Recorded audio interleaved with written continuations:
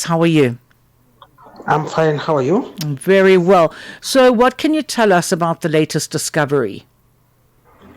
I think this is something that has actually caught everyone by surprise because it was initially reported that the mass grave had around 14 bodies, but after the state went to the courts and obtained a court order to allow them to exhume the bodies, it was discovered that it contained up to 33 bodies with almost body parts that could actually put the number higher, and almost 7 fetuses.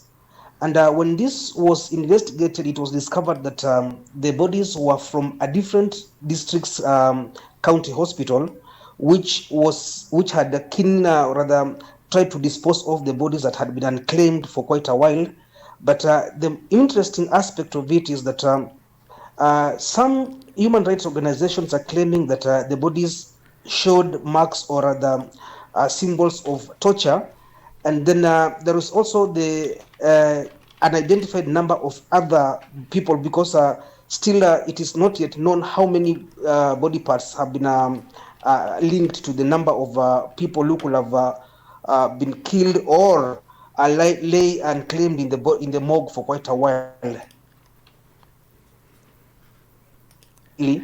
According to the Kenyan constitution and the law as it is, every county government must have a cemetery. So how these bodies from a neighboring country and a county ended up in another county's cemetery, which is actually run by the church, is what is now raising more questions, because they could have been, they should have followed some procedures.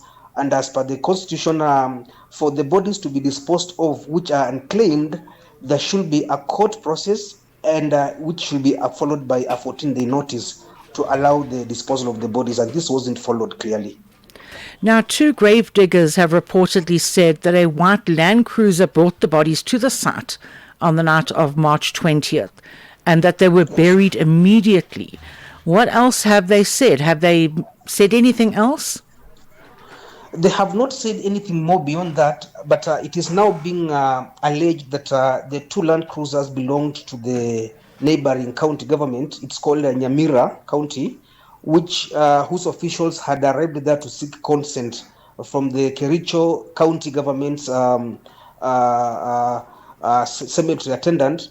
But his biggest problem is that he allowed these bodies to be buried without the consent of the church, which runs the cemetery, and also the county government. So these are the issues that are now coming up, but they have not revealed more, because this can only be he can only be allowed to make these revelations in a court of law after the forensics have been done and the DNA established the identities of the people who are buried there without, and also trying to know whether the families were informed, so that they can be able to allow, because usually when a body lies in the mortuary for quite a while, it is supposed, the mortuary or rather the hospital in question is supposed to seek the consent of the courts, issue a 14-day notice, and then try to identify the bodies. However, the other thing that is now troubling everybody is that the body parts, whose other bodies have not been, other parts have not been linked, because when a body is brought to a mortuary,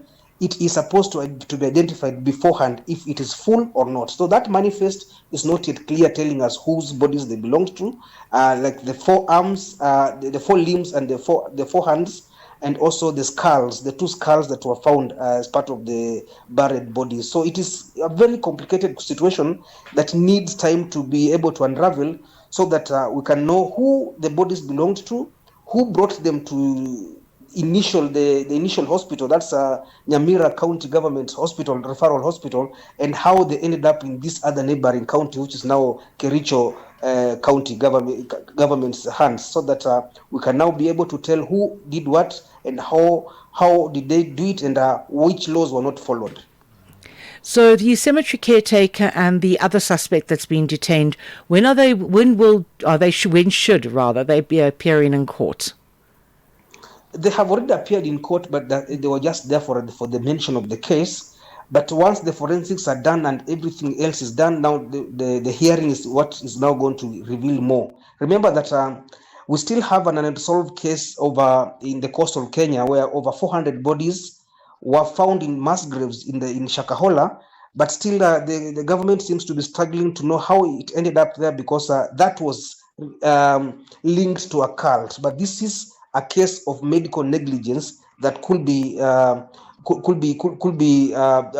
preferred against the officials from the government that these bodies came from, and the government that now received them, because clearly the cemetery attendant did not follow the right procedures. And finally, as we let you go, post-mortem examinations have begun. Have any of the results been released as yet?